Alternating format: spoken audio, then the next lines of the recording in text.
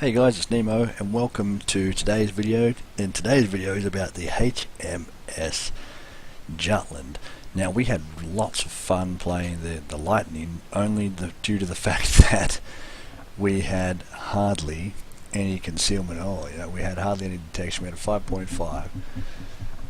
So let's go over the Jutland and some of her strengths. Some of her strengths are extremely fast firing guns, a 5.7 kilometer detection with a full concealment build, and we get a torpedo tube on each launcher back, so now we have 10 torpedoes back and they have a 10 kilometer range.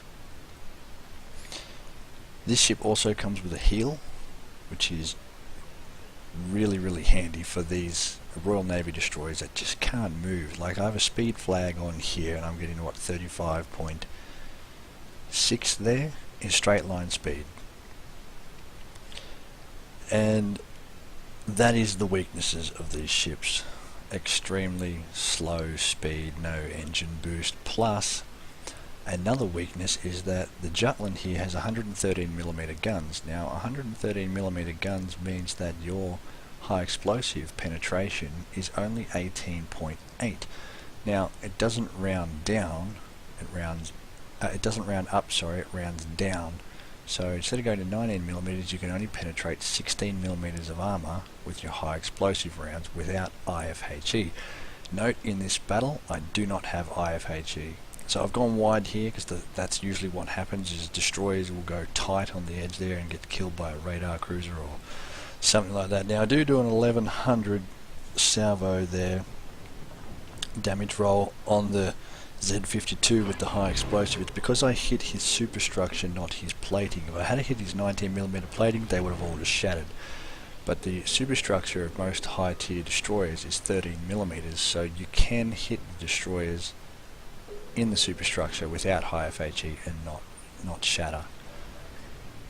So I drop my smoke and leg it because I know that he has a 5.5 kilometer hydro, and that's the last thing I want to do, is get into his hydro range.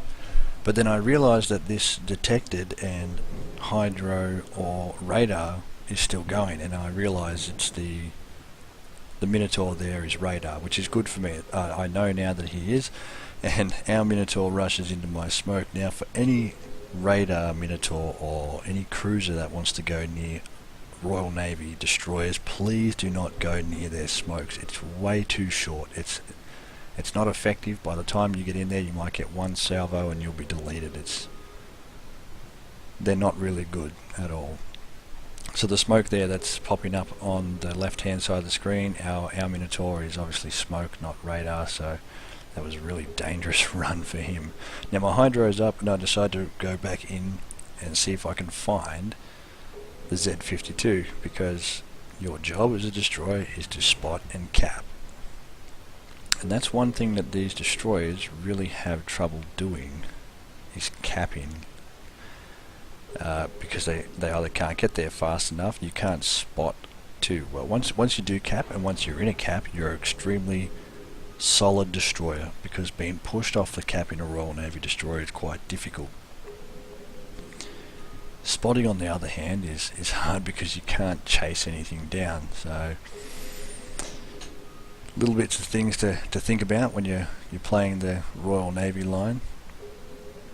I see the Minotaur out there and I try to ping him, so my battleship's down there. There's a Yamato and a Montana that I just want them to get rid of him. If you're in a battleship, I say it all the time, please target radar cruisers. So we pop up here. I've got the armor piercing loaded, and I'll just stick with armor piercing for a little bit. And he goes bow on. If you're going against a Royal Navy destroyer, he'll go bow on if they've got armor piercing going. They can't do too much to you.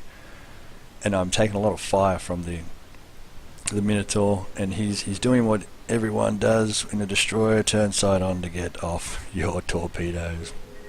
And then I pull off something Euro would be proud of and manage to get past those DDs torpedoes. Now I fire in high explosive here, and I hit only a couple of good damage rolls that were in the superstructure. Everything else on the belt shattered, so I switch to AP as quick as I can, because armor piercing on these destroyers is actually very good. and you will wreck enemy destroyers at a broadside quite easily. So just for anyone who plays destroyers, those torpedoes there, if you fire them a little bit further behind you, give a little bit more lead on the torpedoes, he might have hit me there. Now, the Richelieu on their team just went down. He's from the PH Nav clan. Now, it's a really strange phenomenon that's been going on lately with my clan, that whenever there's a Nautilus player and the other side has a PH Nav player, the Nautilus player's team will win. And if the PH Nav player is on the team of the Nautilus player, the team with the PH Nav player loses. It's such a strange phenomenon. So I had a little bit of a thing in the back of my mind that I was going to win this game straight away.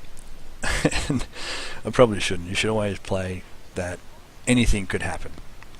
It's the strangest phenomenon, and I don't know why it's happening, but it does. Every time we see it, we get we get these wins, and it's not just me. It's every Nautilus player, and yeah, I don't know why. It's crazy. Anyway, I see a Des Moines there. My first thought is nope. I'm too slow to even think about outrunning this guy. So inside my head, I'm screaming, and the first thing I just want to do is run. So I pop my heel, give myself a bit more health just in case he decides to come out and open fire, and that's exactly what he does. He comes out here, so I switch to singular torpedoes, and all I can think of is quick, get back behind the island, just leg it. Now I launch a spread here, and the reason I launch just a random spread is because you never know if he's going to pull a crazy Ivan or something like that, and he'll eat one of them. He might just jerk the ship around. He might not stay on that course that he's going to be on. And yeah, as I've previewed and shown in quite a number of my Royal Navy games lately about all the destroyers, that it's usually the unlikely torpedoes are the ones that cause the most effect. So because he's over there and he's definitely not focusing me, his guns are looking in front of him, I decide to sort of hug the island here and have a couple of shots with my AP, because the AP is doing quite a fair bit of damage from the broadside of the Des Moines over there. And then he does take a torpedo, so the prediction of, or not even prediction, but the throwing torpedoes down range randomly actually worked. Now I know he's flooding, so I start to change and put some high explosive in him. I know my high explosive's not going to do too much damage, but if it shatters and gets a fire, because if you can get shatters, and your shatters will cause fires, and if he gets a fire on him, he's just going to burn to death, and I can just leave him alone. He jukes very well though, and as you can see, the Royal Navy shells are quite floaty. And then our Yamato, who did play very well in this game, he just gets rid of him. So that was good. It meant that I had one less radar cruiser to deal with, and any time you don't have to deal with a radar cruiser when you're in your destroyer, it makes you very happy. I head out towards the other side of the cap now, because I've decided that I'm too slow to do anything good. I can't push the last enemy cap because there's ships all hanging around there. All the enemy ships are starting to move back into their spawn, and I've noticed that my Yamato on this side is gone. He's down, and I want to go out and spot for my Montana to help him out there. And I popped the hydro here. Now the reason I popped the hydro here is because there's a Yamato that is spotted, or last spotted. It looks like it's C3. Now I don't know where he is. Now the Minotaur is smoked up, so he has no vision, and the Montana is behind the island, so he had no vision either, and the Yamato could have been coming down along the island, so I just wanted to make sure he wasn't there. So I used that as a scouting tool for myself, and then he gets seen by the Montana anyway. We come out and we use our really good concealment to just keep him spotted for the Montana, even though the Montana already has him spotted. We try to figure out what way he's going to go, what way he's going to turn with our torpedoes. Now I launched one salvo to start with because he was turning very hard. So if he does turn back down, head towards me and come south, there's a torpedo spread that was already going to be on its way to him, so it could hit him bow on. Now if you notice here, watch the shatters. Watch the high explosive shatters. Look at that. The only penetration there was a module penetration. And so what I'm after here is fires. I've set him on fire, I've hit him with a flooding. Now let my team know in the chat that the Yami is flooding. And the only reason that you'd fire at a superstructure like this, because your 113mm guns shatter on 19mm of armor, and the Yamato has 19mm of armor on the superstructure. The only reason you fire high explosive like that is to get the shatters to cause the fires, because otherwise you're just wasting your time.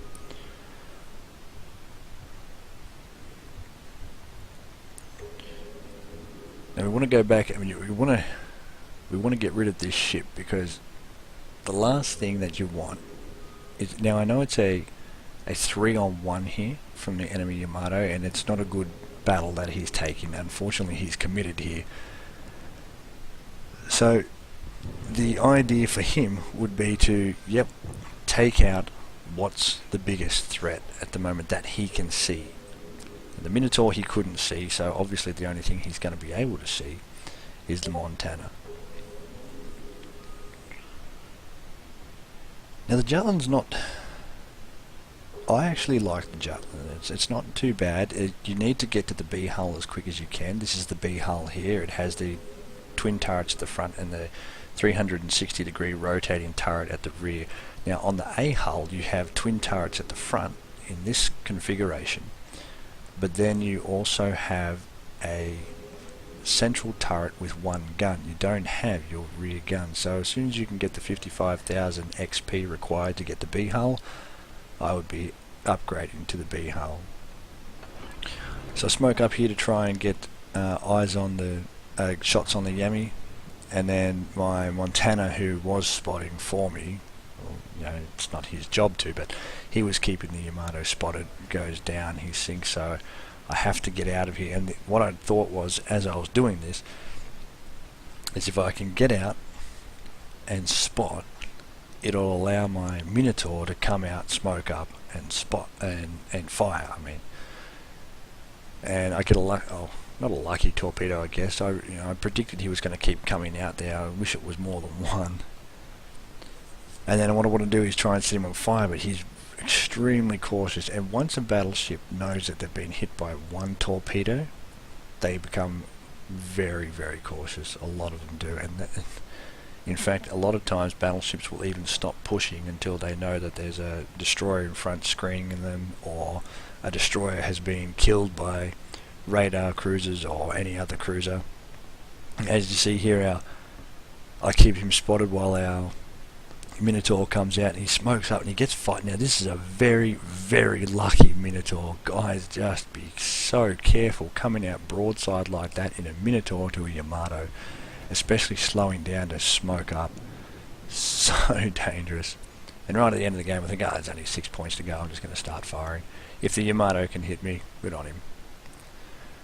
And we get a good win there. And that was a pretty good game in the Jutland. I was pretty happy with that. Unfortunately, I have to recommend taking IFHE to do any damage to destroyers, or even the superstructure of battleships. And I don't want to do that. I don't want to have to recommend that another destroyer line takes IFHE. But to do any damage, you're going to have to with the high explosive, because the AP has got better penetration angles, yes, but it's still not that flash. It's not that flash.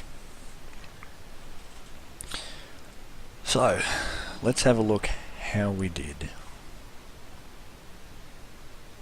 Pretty good experience there. Nice damage. Got a couple of kills. 4 fires, and they were all from shatters. and we got second on the team. Anyway guys, that's my Jutland commentary. Thanks for joining me, and I'll catch you next time.